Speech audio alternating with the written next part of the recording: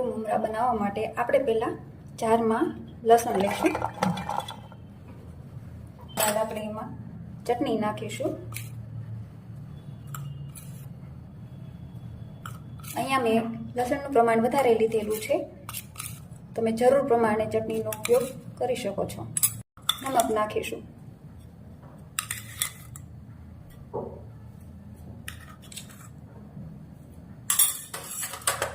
હવે આપણે આને ગ્રાઇન્ડ કરી લઈશું. તો આપણી લસણની ચટણી તૈયાર થઈ ગઈ છે. હવે આપણે આગળની પ્રોસેસ કરીએ. તેલ લઈશું.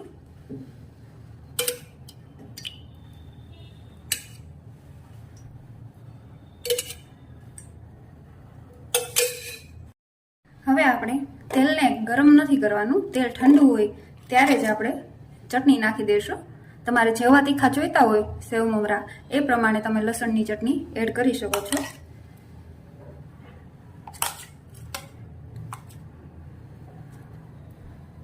આને આપણે પ્રોપર મિક્સ કરી લેવાનું છે.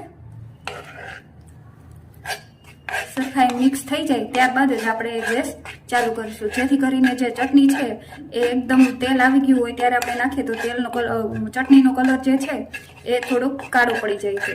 એટલે આપણે ઠંડા તેલમાં જ આપણે એને મિક્સ કરી લઈશું. હવે આપણે ગેસ ચાલુ કરીશું. ગેસ ચાલુ કરીને આપણે એને સતત હલાવતા રહીશું.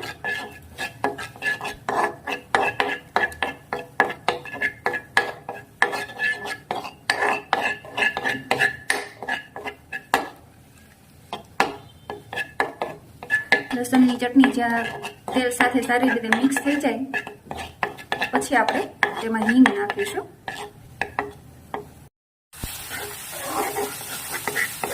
તમે જોઈ શકો છો જે પાણીનો ભાગ છે લસણમાં રહેલો એ બળે છે. ગેસ ધીમો રાખવાનો છે જેથી વધારે રંગ ઘેરો ના થઈ જાય. હવે આપણે આમાં હિંગ નાખી દઈશું.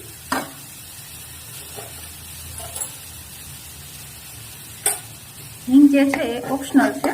તમે ઈચ્છો તો નાખી શકો અને ના ઈચ્છો તો ના નાખી શકો. હવે આપણે એમાં મમરા એડ કરીશું.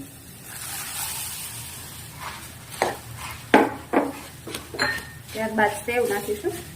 તો સારી રીતે એને આપણે મિક્સ કરી લઈશું. તો સરસ મજાના આપણા લસણિયા સેવ મમરા તૈયાર થઈ ગયા છે. તમે જોઈ શકો છો. એને ધીમે તાપમાં જ આપણે એને ચોળવવાના છે જેથી એ ક્રન્ચી થઈ જાય. તમે જોઈ શકો છો. તમે ચટણી વધારે ઓછી લઈ શકો છો. તો તૈયાર છે આપણા લસણિયા સેવ મમરા. તો તૈયાર છે લસણિયા સેવ મમરા. જો તમને મારી આ રેસીપી સારી લાગી હોય તો મારી ચેનલને સબસ્ક્રાઇબ કરો, શેર કરો ને લાઈક કરો.